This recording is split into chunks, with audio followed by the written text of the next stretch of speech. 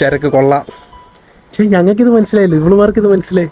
എന്നാൽ ഞങ്ങളുടെ തന്നിട്ട് നമുക്ക് എത്രയും വേഗം ഇവിടുന്ന് ഒന്നും മാറി നിൽക്കാം. ഇന്ന് നമ്മളൊരു പ്രത്യേക സ്ഥലത്താണ് ചികിത്സിക്കാൻ പോയത്.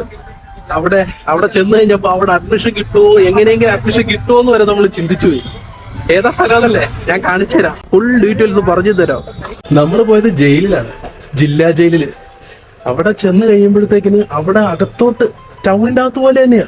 പക്ഷെ അകത്തോട്ട് കയറി കഴിഞ്ഞുണ്ടല്ലോ, എന്ത് ശാന്തിയും സമാധാനവും, കിളികളുടെ ശബ്ദവും വെള്ളം വീഴുന്ന ശബ്ദം, അതായത് കൃഷി ചെയ്യുന്നിടത്തുള്ള വെള്ളം വീഴുന്ന ശബ്ദം, അങ്ങനത്തെ ശബ്ദങ്ങളൊക്കെ മാത്രമേ ഉള്ളൂ അവിടെ. പക്ഷെ കൂടുതൽ കേസുകളൊന്നും എനിക്ക് കാണാൻ സാധിച്ചില്ല. അവിടുത്തെ ഏറ്റവും ടോപ്പ് 3 കേസസ് ആണുള്ളത്. ഒന്ന് കൊലപാതകം, ഒന്ന് റേപ്പ്, ഒന്ന് പോക്സോ. അപ്പൊ അതുപോലെ നമ്മളവിടെ ചികിത്സിക്കാതിരിക്കുമ്പോഴത്തേക്കിന് ഒരാൾ വന്നിട്ട് പറഞ്ഞു കയ്യില് ഭയങ്കര ചൊറിച്ചിലാണ്, കയ്യിലും ദേഹത്തെല്ലാം ചൊറിച്ചിലാന്ന് പറഞ്ഞാൽ നോക്കിയപ്പോൾ ഇവിടുന്ന് ഇവിടം വരെ ഉള്ള ഒരു പാട്. ഞാൻ മൂപ്പരോട് ചോദിച്ചു, ഇതെന്താണ് ഇത്ര വലിയ ചൊറിഞ്ഞ പാടോ? അവര് പറയും അത് ചൊറിഞ്ഞ പാടൊന്നും അല്ല സാറേ, ഞാൻ 2 പേരെ കൊന്നായിരുന്നു, ഞാൻ കൊന്നില്ല, അവര് മരിക്കുന്നതിന് മുന്നേ എന്നെ തിരിച്ചു വെട്ടിയായിരുന്നു. ഞാൻ പറഞ്ഞില്ലേ, ഓക്കെ. എന്നിട്ട് അതിൻ്റെ അകത്ത് തന്നെ 2 സ്ഥലങ്ങളുണ്ട്. ഒന്ന് കുറച്ച് ഭീകരാന്തരീക്ഷം സൃഷ്ടിക്കുന്ന ആൾക്കാരുണ്ടായിരിക്കുമല്ലോ, ഡിസിപ്ലിൻ ആയിട്ട് നടക്കാറ്. അവരെല്ലാവരോടും ഒരുമിച്ചിരും, ഒരു 6-7 പേര്. എന്നിട്ട് ബാത്റൂമൊക്കെ അതിൻ്റെ അകത്ത് തന്നെയാണ്, ഓപ്പൺ ബാത്റൂമാണ്. ഈ ഓപ്പൺ പൂൾ എന്നൊക്കെ പറയുന്ന ഒരു ഓപ്പൺ ബാത്റൂമാണ്. പിന്നെ അത് മാത്രമല്ല, ഈ ഡിസിപ്ലിൻ ആയിട്ട് നടക്കുന്ന ആൾക്കാർ, അവർ ഈ കൊലപാതകവും ബലാത്സംഗവും പോക്സോ കേസിലൊക്കെ പ്രതിയാണെങ്കിലും അവർ ഫുള്ള് ഫ്രീ ആണ്.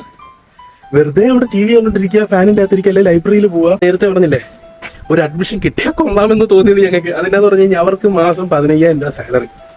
പിന്നെ അവർക്ക് ഓരോ ഇന്ന് ബുധനാഴ്ച ആണെങ്കിൽ മുട്ട, വെള്ളിയാഴ്ച ആണെങ്കിൽ ചിക്കൻ, ആഴ്ചയിൽ 1 ദിവസം മട്ടൻ, പിന്നെ ഉള്ള ദിവസങ്ങളിൽ ചോറ്, സാമ്പാർ, തോരൻ അല്ലെങ്കിൽ കിഴങ്ങ് വർഗ്ഗങ്ങൾ, അങ്ങനത്തെ food items full time free.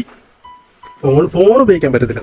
ഒന്ന് തമ്പുരാനറിയാം. ഈ ഡിസിപ്ലിൻ ആയിട്ട് നടക്കുന്നവരുടെ കിടക്കുന്ന രീതി എന്നൊക്കെ പറഞ്ഞു കഴിഞ്ഞാൽ അവർക്ക് വേണ്ടിയിട്ട് എന്താ മെത്ത, പിന്നെ ലൈബ്രറി, നല്ല കിടിലൻ ലൈബ്രറി കിട്ടും. അതായത് അവർക്ക് ഒരു ഉല്ലാസ യാത്രയ്ക്ക് വന്നതുപോലെ തന്നെ.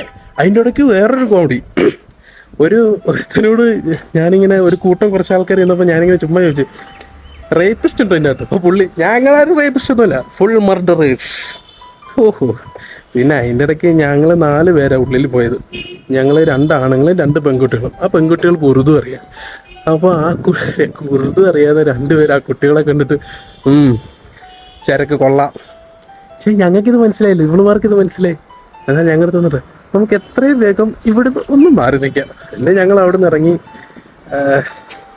ഒരു വല്ലാത്തൊരു എക്സ്പീരിയൻസ് ആണ്. പോകണമെന്നൊക്കെ പറഞ്ഞെങ്കിലും അങ്ങനെയൊന്നും ആരും തെറ്റൊന്നും ചെയ്തിട്ട് പോകരുത് കേട്ടോ. വെറുതെ ഇതുപോലെയൊക്കെ വിസിറ്റ് ചെയ്യാൻ പറ്റുമെങ്കിൽ വിസിറ്റ് ചെയ്യുക, അത്ര തന്നെ. കൂടുതൽ വിശേഷമാണെങ്കിൽ കൂടെ കൂടുക, അത്ര.